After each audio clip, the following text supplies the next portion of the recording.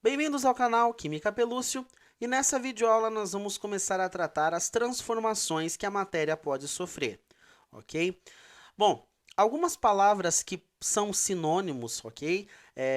Quer dizer a mesma coisa, né? Tem o mesmo significado, que pode aparecer no lugar de transformação, são as palavras fenômeno, então pode aparecer essa palavra, fenômeno, pode aparecer também processo, e pode aparecer também a palavra mudança, ok? Então, são palavras que querem dizer a mesma ideia, o mesmo conceito, transformação, ok? E a matéria, gente, ela pode passar por dois tipos de transformação. A matéria ela pode passar por uma transformação física ou por uma transformação química. Quando que ela vai passar por uma transformação, por um processo físico? Olha só, gente, o que determina uma transformação ser física ou química é a composição da nossa matéria, certo? Então é a composição da nossa matéria que vai determinar que tipo de transformação ela vai sofrer. Por que eu digo que é a composição? Porque uma transformação física, ela não muda a composição.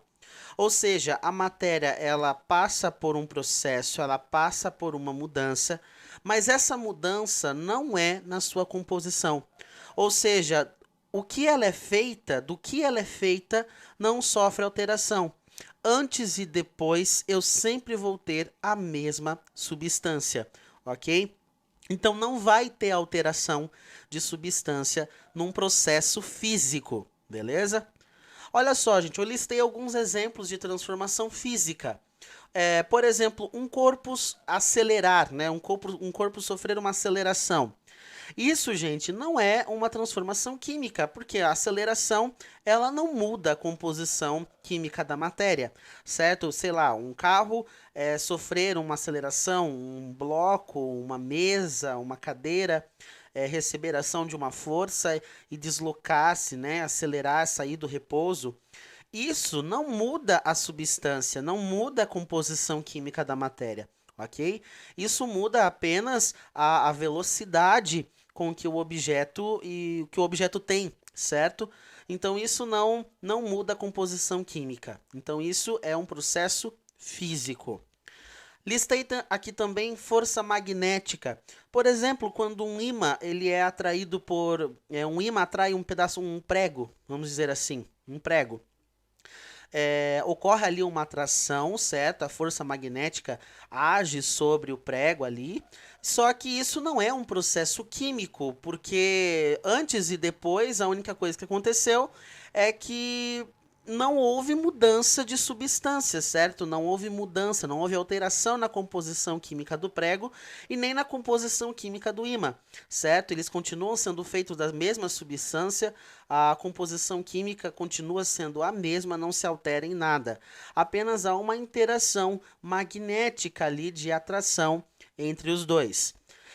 Também listei aqui uma formação de imagem, né? Quando eu pego um objeto e coloco ele diante de um espelho plano, diante de um espelho côncavo, convexo, a formação de imagem não tem nada a ver com mudança de substância química, certo?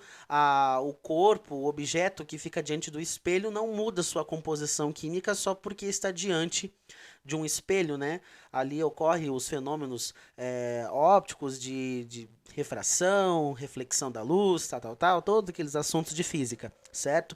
Então a formação de imagem não é um processo químico, certo? O objeto e o espelho continuam tendo a mesma composição química, ok?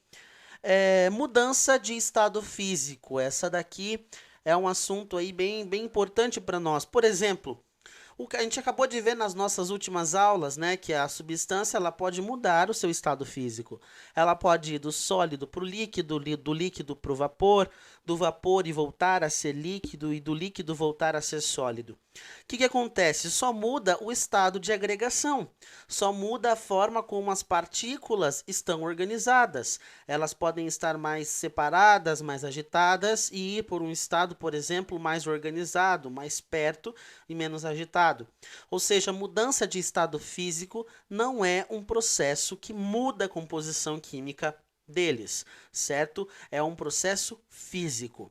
Então, todos esses processos e muito outros, né, ok? Eles são processos físicos, são fenômenos físicos, beleza? Agora, gente, o que caracteriza uma transformação química, de fato, é a mudança da composição, beleza? Então, aqui, ó, muda a composição. E, de fato, nós vamos ter um antes e um depois dessa transformação. E esse antes e esse depois da minha reação, da minha transformação, vai ter mudança nas substâncias. Então, antes eu vou ter determinadas substâncias e depois da minha transformação eu vou ter novas, eu vou ter outras substâncias, certo? Então, aqui o antes e depois, ele envolve mudança de substância, ok? Então, uma transformação química também pode aparecer, e é o que mais vai aparecer na realidade, com o nome de reação química, ok? Então, reação química. Isso vai aparecer, isso é o nome que nós damos aí principalmente para as transformações químicas, de reações químicas. O que é uma reação? Uma reação química nada mais é do que uma substância se transformando em novas formas de substâncias, em outros tipos de substâncias. O que acontece, gente? Numa reação, nós vamos sempre ter um processo antes, substâncias antes e novas substâncias, as substâncias resultantes da transformação. As substâncias que vão participar, que vão ser transformadas, eu chamo elas de reagentes. Reagentes. Então, o que são os reagentes? São as substâncias que vão participar da minha reação. São elas que vão ser transformadas. A composição química delas será alterada, vão se transformar em outras substâncias. E esses reagentes, depois então aí que a minha reação química ocorre, vai formar as novas substâncias, que nós chamamos de produtos, beleza? Então, nós chamamos as novas substâncias formadas de produtos, beleza? Olha só, então, reagentes e produtos, antes e depois da minha reação química. Então, para fechar aqui, reagentes são as substâncias que vão ser transformadas, a composição química delas vai ser alterada, e produtos são as novas substâncias, é o resultado da minha reação química, certo? Então, nós temos aí reagentes e produtos, ok? Uma coisa interessante já para a gente se acostumando é que uma reação química ela depende bastante dos meus reagentes. Porque existem algumas reações que elas são chamadas reações irreversíveis. O que significa isso? Quando a quantidade de reagente acaba, a reação também acaba, certo? Professor, é meio confuso isso. Olha só, imagina que eu tenha um pedaço de papel pegando fogo, ok? E o que acontece? Esse papel vai sofrendo combustão, vai queimando, vai queimando, vai queimando, até que todo o papel se acaba. A pergunta que eu faço é, tem como continuar o fogo, sendo que eu não tenho mais papel para queimar? Não tem como. Da mesma forma, essa reação química, essa reação de queima, não vai continuar, não tem como continuar se eu não tiver a substância que faz ela continuar, que é os reagentes. Então, quando um reagente acaba, a reação também vai acabar. Não vai ter mais como formar os produtos, beleza? Bom, existem, gente, algumas evidências que nos mostram que uma reação química está acontecendo. Evidências que nós chamamos aí de evidências macroscópicas. Lembra que eu falei na primeira aula? A química, ela lida com o macroscópico e com o microscópico, certo?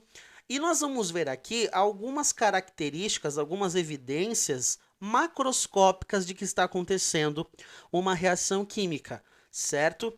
E vamos a elas então aqui. A primeira que eu listei, gente, foi a formação de precipitação. que acontece?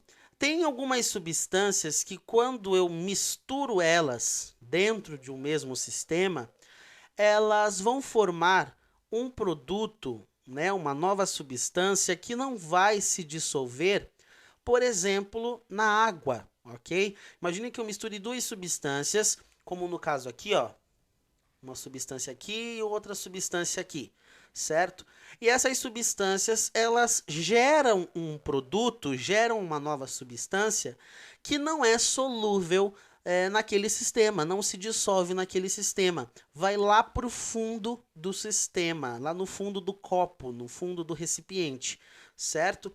Por exemplo, aqui, ó, misturei essas duas substâncias, ela formou aqui essa substância, que ela vai se depositar bem aqui no fundo, certo? Ela vai se depositar bem aqui no fundo, porque ela não é solúvel, aqui no caso é uma reação que envolve água, certo? Duas soluções aquosas, vamos aprender isso um pouquinho mais para frente. E essa água, essa substância, ela não se dissolve na água, então ela vai lá para o fundo, ela se precipita. Então, a formação de um precipitado é uma evidência macroscópica de que uma reação química está acontecendo. Beleza? Olha só também aqui, gente.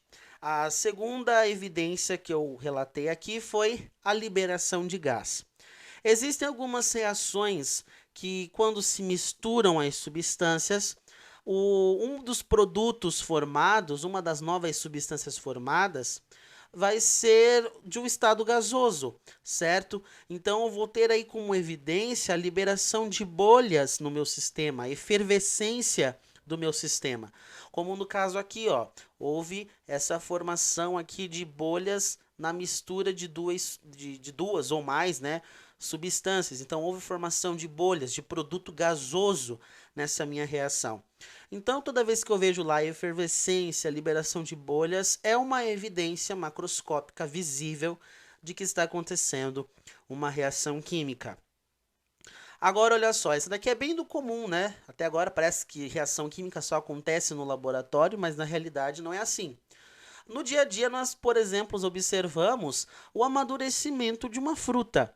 O amadurecimento de uma fruta, ele é um processo químico. E a gente nota algumas propriedades, algumas evidências macroscópicas, evidências visíveis, de que está acontecendo uma reação química nesse processo. Olha só, uma delas é a mudança de cor. Então, nós temos aqui a banana da coloração verde, né? Nós dizemos que ela ainda está, entre aspas, verde, né? E não está madura ainda. E com o tempo ela vai amadurecendo, certo? Até mesmo, né? Ela já está quase apodrecendo, começando a apodrecer aqui. Também um processo químico, certo? A deteriorização de substâncias, de alimentos, também é um processo químico. Então, mudança de cor. Mudança também, gente, no sabor, né? Mudança no sabor. Essas propriedades, gente, que envolvem os sentidos, né? Sabor, o cheiro, né? Aroma, tudo mais, são propriedades que nós chamamos organolépticas, certo? Que envolve o gosto, envolve, né, o cheiro, o sabor, tudo mais. Essas são propriedades que nós chamamos de organoléptica, que envolvem os sentidos. E é obviamente, né, gente, que não tem como comparar o gosto, né, o sabor de uma banana verde com uma banana madura, certo? É totalmente diferente uma da outra. É uma evidência de que está acontecendo uma reação química. O aroma também, né? Algo quando vai apodrecendo, você pega lá um ovo que apodreceu, você pega o cheiro dele antes, é uma coisa totalmente aceitável e depois um cheiro insuportável, certo? Então, o apodrecimento, o amadurecimento de uma fruta, apodrecimento de um alimento, tudo isso envolve reações químicas. E eu também listei aqui a liberação de energia, certo? Aqui eu coloquei o desenho de um motor, né, de um carro, e a gente percebe aqui, né, a injeção de ar entrando dentro do motor, junto com o vapor do combustível, e aqui dentro acontecendo então a queima desse combustível, certo? E nessa queima, nessa combustão desse combustível, ocorre aí a liberação de energia que vai fazer então o carro, possibilitar o carro funcionar. E o que acontece, gente? Até um detalhe bem importante. Todo processo que envolva fogo, que envolva combustão, certo? Então, toda combustão é um processo químico, porque vai envolver sempre o consumo de uma substância que vai se transformar sempre em outra substância. Então, marque aí, toda vez que você ver uma combustão, uma queima, um processo que envolve queima, é um processo químico, ok? E também nós temos, né, gente, a liberação de energia não apenas na forma aí de calor, né, de fogo, mas também temos a liberação de luz, né, quando nós temos lá uma vela acesa, além de energia na forma aí do fogo, também ela emite energia luminosa. E também nós temos, gente, também eletricidade. O funcionamento de uma pilha, por exemplo. Dentro de uma pilha ocorre várias reações químicas, reações que nós chamamos de oxirredução, o assunto específico disso é eletroquímica. Então, dentro de uma pilha acontecem várias reações químicas, e essas reações químicas, elas nos dão energia na forma de elétrica, certo? Bom, gente, e essas são as evidências macroscópicas de que uma reação química está acontecendo. Formação de precipitado, formação de gás, mudança de cor, mudança de sabor, mudança de aroma, liberação de energia na forma de fogo, luz, eletricidade, certo? E só para fechar aqui também, gente, uma reação química. Quando que uma reação química vai acontecer? Para uma reação química acontecer, gente, nesse nível de estudo de química que nós estamos, ela precisa de duas coisas. Para uma reação química acontecer, ela precisa, primeiramente, que as substâncias tenham afinidade química, certo? Tenham afinidade química. Professor, o que é esse negócio de afinidade química? Afinidade química nada mais é do que essas substâncias gostarem de reagir umas com as outras. Não adianta nada eu misturar duas substâncias, sendo que elas não têm tendências reacionais. Não tem aí propriedades químicas que façam uma com a outra reagir. Ok? Então a afinidade química é isso, as substâncias gostarem de reagir. Por exemplo, se eu pego o bicarbonato e misturo na água, eu misturei as substâncias, mas elas não têm tendência nenhuma a reagir uma com a outra. Ou sal de cozinha, açúcar na água, elas não têm tendência a reagir umas com as outras.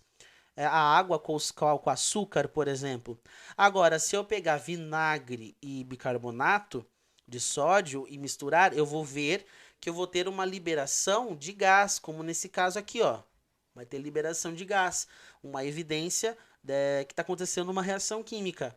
Então, tem afinidade, elas gostam, têm tendências reacionais, têm propriedades químicas que tendem a fazer elas reagir. Agora, gente, também não adianta nada as substâncias terem afinidade química se eu não misturar elas para reagir, certo? Então, as substâncias, elas precisam estar misturadas, elas precisam estar dentro de um mesmo recipiente, certo? Elas precisam ter contato melhor, vou até achei uma palavrinha melhor aqui, ó. Elas precisam ter contato uma com a outra. Ok? Então as substâncias elas precisam entrar em contato, elas precisam se unir umas com as outras, misturar elas dentro de um mesmo sistema, senão não vai ter reação química. Mesma coisa, eu sei que o bicarbonato e o vinagre reagem, mas se eu não colocar eles dentro de um mesmo copo, dentro de um mesmo sistema, dentro de um mesmo recipiente, eles nunca vão reagir um com o outro. Então, para uma reação química acontecer, elas precisam ter afinidade química e elas precisam entrar em contato umas com as outras. Então, esses reagentes, eles precisam ter isso aqui, afinidade, e eles precisam entrar em contato umas com as outras para que a reação química aconteça. Bom, era isso por essa videoaula. Espero que você tenha entendido o que é uma transformação física e o que é uma transformação química, como uma reação química pode acontecer e as evidências que uma reação química pode apresentar no macroscópico, ok? Então acompanhem nossa próxima videoaula, onde a gente vai continuar falando sobre a introdução à química.